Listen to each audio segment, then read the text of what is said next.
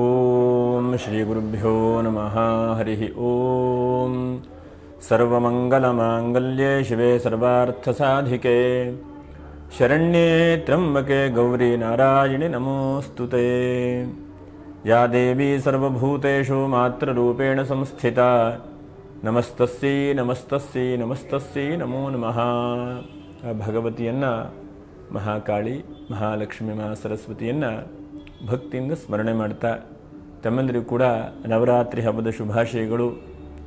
ಹಾಗೆ ನವರಾತ್ರಿಯ ಶುಭವಾದಂಥ ದಿವಸದಲ್ಲಿ ಈ ದಿವಸ ನಾವು ಅಖಂಡ ದೀಪದ ರಚನೆ ಅಥವಾ ಅಖಂಡ ದೀಪದ ಆರಾಧನೆ ಬಗ್ಗೆ ತಿಳ್ಕೊಳ್ಳುವಂತಹ ಒಂದು ಪ್ರಯತ್ನ ಮಾಡೋಣ. ದೀಪ ಅಂತಂದರೆ ಎಲ್ಲರಿಗೂ ಕೂಡ ಗೊತ್ತಿರುತ್ತೆ. ನವರಾತ್ರಿಯಲ್ಲಿ ಆ ಶಕ್ತಿ ಸ್ವರೂಪಿಣಿಯಾದಂತಹ ಆ ದುರ್ಗಾಮಾತೆಯನ್ನು ದೀಪದ ಸ್ವರೂಪದಿಂದ ವಿಶೇಷವಾಗಿ ಪೂಜೆ ಮಾಡುವಂಥದ್ದು ಎಲ್ಲ ರೂಢಿಯಲ್ಲಿದೆ. ಯಾಕಂದರೆ ಪ್ರತಿಯೊಬ್ಬರ ಮನೆಯಲ್ಲೂ ಕೂಡ ಪ್ರತಿನಿತ್ಯವೂ ಕೂಡ ದೀಪ ಉರಿತಾನೇ ಇರುತ್ತೆ. ಆದರೆ ಈ ದೀಪದ ವಿಶೇಷತೆ ಏನಂತಂದರೆ ಅಖಂಡ ದೀಪ ಎಂಬುದಾಗಿ ಕರೀತಾರೆ. ಅಖಂಡ ದೀಪ ಅಂತಂದರೆ ದೊಡ್ಡದಾದಂಥದ್ದು ಅಥವಾ ಕೊನೆಯವರೆಗೂ ಕೂಡ ಉರಿತಾ ಇರುವಂತಹದ್ದು ಹೇಳುವಂಥ ಅರ್ಥದಲ್ಲೆಲ್ಲ ಅಖಂಡ ದೀಪದ ಬಗ್ಗೆ ಹೇಳ್ತಾರೆ.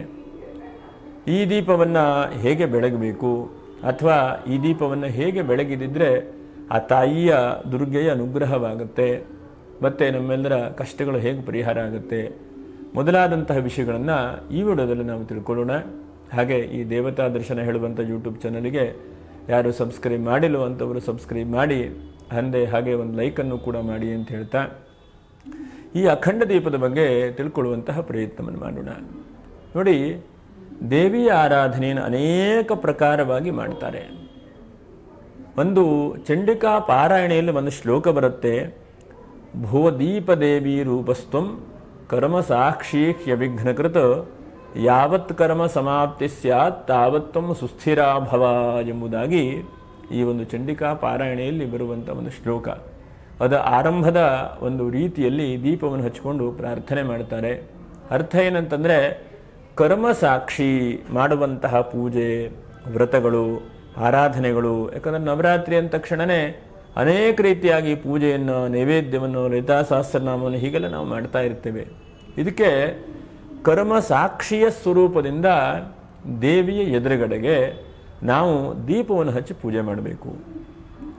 ಇದು ಯಾವಾಗೂ ಮಾಡಬಹುದಾ ಅಂತಂದರೆ, ನಾವು ಪ್ರತಿ ದಿವಸವೂ ಕೂಡ ದೀಪವನ್ನು ಹಚ್ಚಿ ಮನೆಯಲ್ಲಿ ಪೂಜೆ ಮಾಡ್ತೇವಪ್ಪ, ಇದೇನಪ್ಪ ವಿಶೇಷ ಅಂತಂದರೆ, ಪ್ರತಿ ದಿವಸವೂ ನಿಜವಾಗೂ ನಾವು ದೀಪ ಹಚ್ಚುತ್ತೇವೆ, ದೇವರು ಪೂಜೆ ಮಾಡ್ತೇವೆ, ನಿತ್ಯಾರ್ಚನೆಯನ್ನು ಮಾಡ್ತೇವೆ.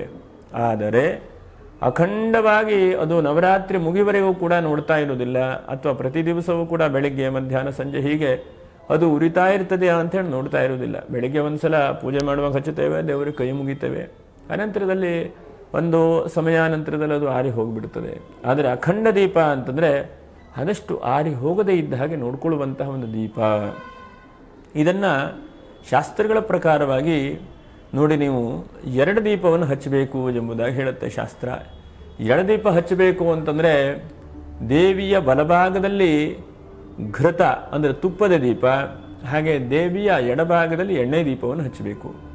ಸಂಶಯ ಬರುತ್ತೆ, 2 ದೀಪ ಹಚ್ಚಬೇಕು ಅಂತಂದರೆ ಒಂದು ದೀಪಕ್ಕೆ ತುಪ್ಪ ಅಂತಂದರೆ ಇನ್ನೊಂದು ದೀಪದಲ್ಲಿ ಎಣ್ಣೆ ಅಂತ ಹೇಳಿದ್ರಿ.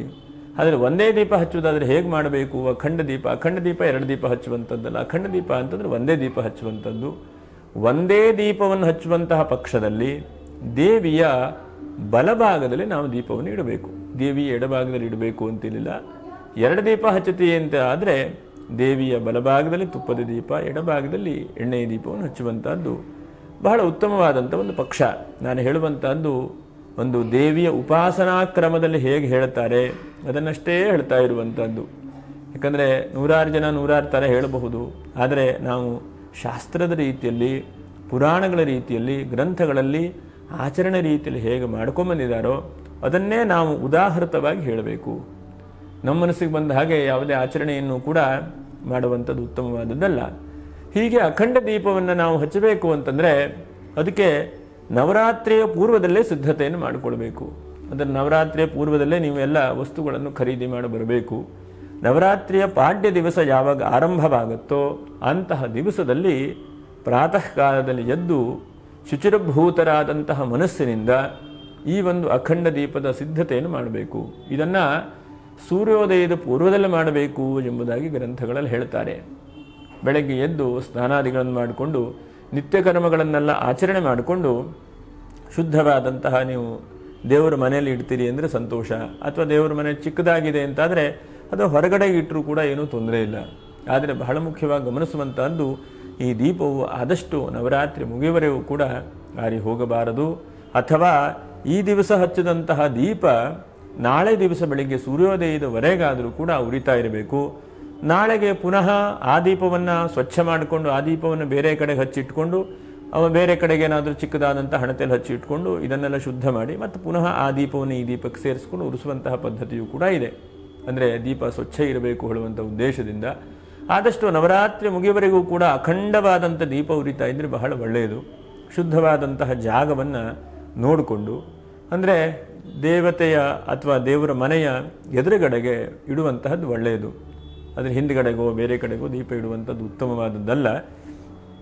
ಒಂದೇ ದೀಪ ಅಖಂಡ ದೀಪದಲ್ಲಿ ಹಚ್ಚಬಹುದು. ಅಖಂಡ ದೀಪ ಹಚ್ಚಬೇಕು ಶುದ್ಧವಾದಂತಹ ಒಂದು ನೆಲವನ್ನು ಸ್ವಚ್ಛತೆ ಮಾಡಿಕೊಂಡು ಅದರ ಮೇಲುಗಡೆಗೆ ನೀವೊಂದು ಮಣೆಯನ್ನು ಅಥವಾ ಏನಾದರೂ ಒಂದು ಆಸನದ ರೀತಿಯಲ್ಲಿ ದೀಪವನ್ನು ನೆಲಕ್ಕಿಡಬಾರದು. ದೀಪದ ಕೆಳಗಡೆ ಏನಾದರೂ ಒಂದು ಆಧಾರ ಸ್ತಂಭ ಅಂಥೇಳಿ ಕೆಳಗೆ ನೀವು ಮಣೆ ಇಟ್ಟರೂ ಪರವಾಗಿಲ್ಲ, ಅಥವಾ ರಂಗೋಲಿಯನ್ನು ಹಾಕಿದ್ರೂ ಬಹಳ ಒಳ್ಳೆಯದು. ಅಷ್ಟದಳ ಅಥವಾ ಲಕ್ಷ್ಮಿಯ ಸಂಬಂಧವಾದಂಥ ರಂಗೋಲಿ ಏನಿದೆಯೋ ಅಂತಹ ಒಂದು ರಂಗೋಲಿಯನ್ನು ಬಿಡಿಸಬೇಕು. ರಂಗೋಲಿಯನ್ನು ಬಿಡಿಸಿ ಅದರ ಮೇಲುಗಡೆಗೆ ಸಾಧ್ಯವಾದರೆ ಈ ಸ್ಟೀಲ್ ತಟ್ಟೆಗಳೆಲ್ಲ ಬೇಡ, ತಾಮ್ರ, ಹಿತ್ತಾಳೆ ಅಥವಾ ಮಣ್ಣಿನ ಹಣತೆ ಥರನೇ ಬರುವಂತಹ ಪಾತ್ರೆಗಳಿದ್ದರೆ ಬಹಳ ಒಳ್ಳೆಯದು.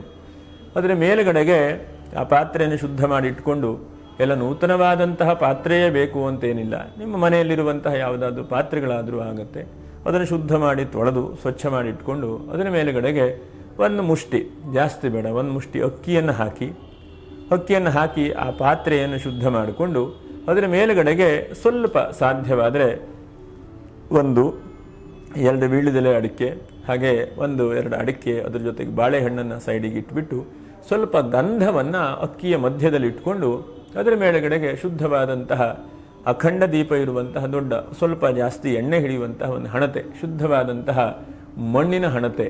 ಯಾಕಂದರೆ ಅಖಂಡ ದೀಪವನ್ನು ಹಚ್ಚಬೇಕು ಅಂತಂದರೆ ಆದಷ್ಟು ಈ ಬೆಳ್ಳಿ ಅಥವಾ ತಾಮ್ರ, ಹಿತ್ತಾಳೆ ದೀಪ ಬೇಡ, ಆದಷ್ಟು ಹಣತೆ, ಶುದ್ಧವಾದಂತಹ ಮಣ್ಣು ಬಹಳ ಶ್ರೇಷ್ಠವಾದಂಥದ್ದು. ಹಾಗಾಗಿ ಅಂತಹ ಒಂದು ಮಣ್ಣಿನ ಹಣತೆಯನ್ನು ತೆಗೆದುಕೊಂಡ್ಬಂದು, ಹಣತೆಯನ್ನು 1-2 ದಿವಸ, ಹಿಂದಿನ ದಿವಸ 2 ದಿವಸ ಮುಂಚಿತವಾಗಾದರೂ ಪರವಾಗಿಲ್ಲ, ಅದನ್ನು ನೀವೇನು ಮಾಡಿ ಅಂತಂದರೆ ನೀರಲ್ಲಿ ಸ್ವಲ್ಪ ನೆನೆಸಿಡಿ.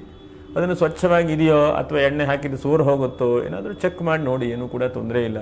ನೀರು ಹಾಕಿದ್ರೆ ಗೊತ್ತಾಗುತ್ತೆ ನಿಮಗೆ ಮುಂಚಿತವಾಗಿ ಅದು ಸೋರು ಹೋಗುತ್ತೋ ಅಥವಾ ಒಡೆದು ಹೋಗಿದೆಯೋ ಏನಾಗಿದೆಯೋ ಅಂತ.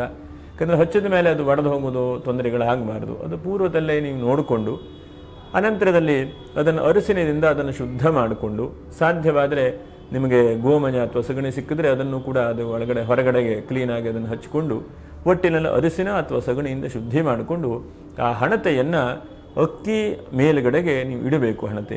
ಹಣತೆಯನ್ನು ಇಟ್ಕೊಂಡು ಹಣತೆಗೂ ಕೂಡ 3 ಕಡೆಗೋ 5 ಕಡೆಗೋ 4 ಕಡೆಗೋ ಕ್ಲೀನಾಗಿ ಅರಿಸಿನ ಕುಂಕುಮವನ್ನು ಹಚ್ಚಿಕೊಂಡು ಅದರ ಒಳಗಡೆ ಸಾಧ್ಯವಾದರೆ ಶುದ್ಧವಾದಂಥ ಎಳ್ಳೆಣ್ಣೆ, ಯಾಕಂದರೆ ದೇವಿಗೆ ವಿಶೇಷವಾಗಿ ತುಪ್ಪ ನಿಮ್ಮ ಕೈಯಲ್ಲಿ ಸಾಧ್ಯವಾಗತ್ತೆ, ಶಕ್ತಿ ಇದೆ ಅಂತಾದರೆ ಖಂಡಿತವಾಗೂ ಮಾಡಿ. ಶಕ್ತಿ ಇಲ್ಲ ಅಂತಾದರೆ ಬೇಸರ ಬೀಳುವಂಥದ್ದು ಬೇಡ, ಯೋಚನೆ ಮಾಡುವಂಥದ್ದು ಬೇಡ. ಶುದ್ಧವಾದಂತಹ ಎಳ್ಳೆಣ್ಣೆಯನ್ನು ಹಾಕಿ, ಸಾಮಾನ್ಯವಾಗಿ ಶಾಸ್ತ್ರಗಳಲ್ಲಿ 1 ವರ್ತಿ ಹಾಕಬಾರದು ಎಂಬುದಾಗಿ ಹೇಳ್ತಾರೆ. 2 ವರ್ತಿ ಅದು ಬಹಳ ಒಳ್ಳೆಯದು, ವರ್ತಿ ಅಥವಾ ಬತ್ತಿ ಅಂತ ಹೇಳ್ತಾರೆ. ಅಂತಹ 2 ಬತ್ತಿಯನ್ನು ಹಾಕಿ ಶುದ್ಧವಾದಂತಹ ಒಂದು ಮನಸ್ಸಿನಲ್ಲಿ ಆ ದೇವಿಯನ್ನು ಪ್ರಾರ್ಥನೆ ಮಾಡಿಕೊಂಡು, ಗಣೇಶನನ್ನು ಪ್ರಾರ್ಥನೆ ಮಾಡಿಕೊಂಡು, ಭಗವಂತ ನಮ್ಮೆಲ್ಲರ ಕಷ್ಟಗಳು ಕೂಡ ಪರಿಹಾರ ಆಗಲಿ. ಯಾಕಂದರೆ ದೇವಿ ಶಕ್ತಿ ಸ್ವರೂಪದಿಂದ ವಿಶೇಷವಾಗಿ ಆರಾಧನೆ ಮಾಡ್ತಾರೆ. ನಮ್ಮಲ್ಲಿ ಪಂಚದುರ್ಗಾ ನಮಸ್ಕಾರ ವಿಧಿ ಅಂತಿದೆ. ಅಂತಹ ಆ ನಮಸ್ಕಾರ ವಿಧಿಯಲ್ಲಿ ದುರ್ಗಾ ದೀಪ ನಮಸ್ಕಾರ ಅಂತ ಕರೀತಾರೆ. ದೀಪ ನಮಸ್ಕಾರ ಅಂದರೆ ದೀಪದ ಸ್ವರೂಪದಿಂದ ಇರುವಂತಹ, ಅಗ್ನಿ ಸ್ವರೂಪದಿಂದ ಇರುವಂತಹ ಆ ದೇವಿಗೆ ನಮಸ್ಕಾರ ಮಾಡ್ತಾರೆ. ಅರ್ಥ ಏನಂತಂದರೆ ಯಾವುದೇ ಕಷ್ಟಗಳಿದ್ದರೂ ಕೂಡ ಪರಿಹಾರ ಆಗ್ತದೆ ಹೇಳುವಂಥ ಒಂದು ನಂಬಿಕೆ. ಹಾಗಾಗಿ ಸಂಧ್ಯಾಕಾಲದಲ್ಲಿ ದುರ್ಗಾ ದೀಪ ನಮಸ್ಕಾರ ಅಂಥೇಳಿ ಮಾಡ್ತಾರೆ.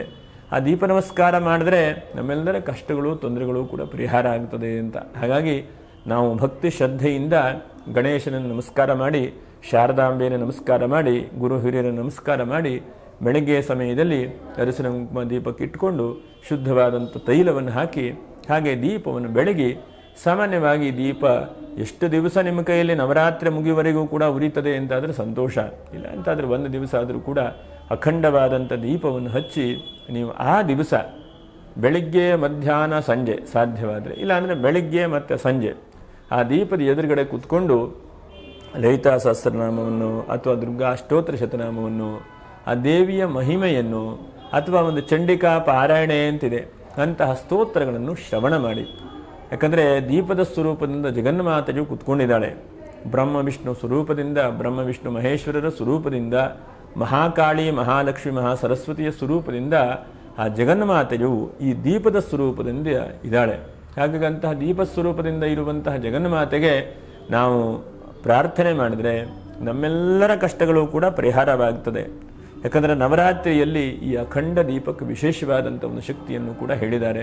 ನೀವು ನೋಡಿ, ಪ್ರಯತ್ನವನ್ನು ಮಾಡಿ. ಈ ವರ್ಷ ಮಾಡಿದಿರಿ, ಮುಂದಿನ ವರ್ಷನೂ ಮಾಡಲೇಬೇಕು ಅಂತೇನಿಲ್ಲ. ಭಗವಂತನು ಹೇಗೆ ಶಕ್ತಿ ಕೊಟ್ಟಿದ್ದಾನೋ, ಎಷ್ಟು ಭಕ್ತಿ ಕೊಟ್ಟಿದ್ದಾನೋ ಅಂತಹ ನಮ್ಮ ಭಗವಂತ ಕೊಟ್ಟಂತಹ ಶಕ್ತಿಗಳಲ್ಲಿ ನಾವು ನ್ಯೂನ ಇಲ್ಲದೆ ಇದ್ದ ಹಾಗೆ ಅಖಂಡ ದೀಪವನ್ನು ಹಚ್ಚಿಕೊಂಡು, ಸಾಧ್ಯವಾದರೆ ನಿಮಗೆ ಸ್ಪಷ್ಟವಾಗಿ ಯಾರಾದರೂ ಪಾರಾಯಣೆ ಮಾಡುವಂಥವರು, ದೇವಿಯ ಒಂದು ಚಂಡಿಕಾ ಪಾರಾಯಣೆ ಮಾಡೋರು ಸಿಕ್ಕಿದ್ರೆ ಖಂಡಿತವಾಗೂ ಓದಿಸಿ ಆ ಪಾರಾಯಣೆಯನ್ನು ಶ್ರವಣ ಮಾಡಿ. ಶ್ರುತಂ ಹರತಿ ಪಾಪಾನಿ ತಥಾರೋಗ್ರಂ ಪ್ರಯಚ್ಛತಿ ಎಂಬುದಾಗಿ ಕರೆದಿದ್ದಾರೆ. ಅಂದರೆ ಈ ಚಂಡಿಕಾ ಪಾರಾಯಣೆ ಮಾತ್ರದಿಂದ ನಮ್ಮೆಲ್ಲರ ಕಷ್ಟಗಳು ಕೂಡ ಪರಿಹಾರ ಆಗ್ತದೆ. ಹಾಗಾಗಿ ಇಂತಹ ಆ ಪಾರಾಯಣೆಯನ್ನು ನಿಮಗೆ ಶಕ್ತಿ ಇದ್ದರೆ, ಅನುಕೂಲ ಇದ್ದರೆ ಸ್ವಚ್ಛವಾದಂತಹ ರೀತಿಯಲ್ಲಿ ನೀವು ಮಾಡುವಂತಹ ಪ್ರಯತ್ನವನ್ನು ಮಾಡಿ. ಇಲ್ಲವಾ ಈ ಅಖಂಡ ದೀಪವನ್ನು ಹಚ್ಚಿಕೊಂಡು ಭಕ್ತಿಯಿಂದ ಸ್ಮರಣೆ ಮಾಡಿಕೊಡಿ. ಈ ವರ್ಷದಿಂದ ನಮಗೆ ಕಷ್ಟ ಬರಬಾರದು ಅಂತ ಕೇಳಬಾರದು. ಕಷ್ಟ ಪ್ರತಿಯೊಂದು ಮನುಷ್ಯನಿಗೂ ಕೂಡ ಬಂದೇ ಬರುತ್ತೆ. ಆದರೆ ಕಷ್ಟವನ್ನು ಪರಿಹಾರ ಮಾಡಿಕೊಂಡು ತೊಂದರೆಯಿಂದ ಹೊರಗಡೆ ಬರುವಂತಹ ಮಾರ್ಗವನ್ನು ಭಗವತಿಯು ತೋರಿಸಿಕೊಳ್ಳಿ. ಯಾಕಂದರೆ ದೀಪದ ಸ್ವರೂಪದಿಂದ ಜಗನ್ಮಾತೆ ನೆಲೆಸಿದಾಳೆ. ಜ್ಞಾನದ ಸ್ವರೂಪ ದೀಪ ಅಂತಂದರೆ ಜ್ಞಾನ, ಅದರ ಜೊತೆಗೆ ಭಕ್ತಿ, ಅದರ ಜೊತೆಗೆ ಅಗ್ನಿ ಸ್ವರೂಪ, ಹೀಗೆ ನಾನಾ ಪ್ರಕಾರವಾಗಿ ನಾವು ದೀಪದ ಬಗ್ಗೆ ಹೇಳಬಹುದು. ಹಾಗಾಗಿ ಅಂತಹ ಆ ಪಂಚದುರ್ಗೆಯರು, ವಿಶೇಷವಾಗಿ ಅಗ್ನಿದುರ್ಗ, ಜಲದುರ್ಗ, ಹೀಗೆ ಪಂಚದುರ್ಗೆಯರು ಕೂಡ ಆ ದೀಪದ ಸ್ವರೂಪದಿಂದ ನೆಲೆಸಿ ನಮ್ಮೆಲ್ಲರ ಕಷ್ಟಗಳನ್ನು, ಪಂಚಭೂತಗಳಿಂದ ಬರುವಂಥ ಎಲ್ಲ ಕಷ್ಟಗಳನ್ನು, ರೋಗ ರುಜಿನಗಳನ್ನು ದೂರ ಮಾಡಲಿ ಅಂಥೇಳಿ ನಾವು ಭಗವತಿಯಲ್ಲಿ ಬೇಡಿಕೊಂಡು, ವಿಸರ್ಜನೆ ಅಂತಂದರೆ ಕೊನೆಗೆ ಅದಕ್ಕೆ ದೀಪಕ್ಕೊಂದು ಪೂಜೆ ಮಾಡಿ ಪ್ರಾರ್ಥನೆ ಮಾಡಿ ಕೊನೆಗೆ ಅದನ್ನು ಶಾಂತ ಮಾಡಿದ್ರೆ ಆಯಿತು. ಇದೇ ಅದಕ್ಕೆ ವಿಸರ್ಜನೆ. ವಿಸರ್ಜನೆಗೆ ಬೇರೆ ವಿಧಾನಗಳಿಲ್ಲ. ಆದರೆ ಶ್ರದ್ಧೆಯಿಂದ ದೀಪ ಹಚ್ಕೊಂಡು ಆ ದೀಪದ ಮುಂದೆ ಭಕ್ತಿಯಿಂದ ಪ್ರಾರ್ಥನೆ ಮಾಡಿಕೊಂಡ್ರೆ ನಮ್ಮೆಲ್ಲರ ಕಷ್ಟಗಳು ಕೂಡ ಪರಿಹಾರ ಆಗಲಿ ಅಂಥೇಳಿ ಭಗವಂತನ ಬೇಡಿಕೊಳ್ತಾ, ತಮ್ಮೆಲ್ಲರಿಗೂ ಕೂಡ ನವರಾತ್ರಿ ಹಬ್ಬದ ಶುಭಾಶಯಗಳು. ಸಾಧ್ಯವಿದ್ದರೆ, ಅನುಕೂಲ ಇದ್ದರೆ ಖಂಡಿತವಾಗೂ ಮಾಡಿ. ಏನಾದರೂ ಸಂಶಯಗಳಿದ್ದರೆ ಕಮೆಂಟ್ ಮಾಡಿ. ಸಮಯ ಆದಾಗ ಮತ್ತೆ ವಿಡಿಯೋ ಅಪ್ಲೋಡ್ ಮಾಡೋಣ. ನಮಸ್ಕಾರ. ಲೋಕ ಸಮಸ್ತ ಸುಖಿನೋ ಭವಂತು. ನಮಸ್ಕಾರ.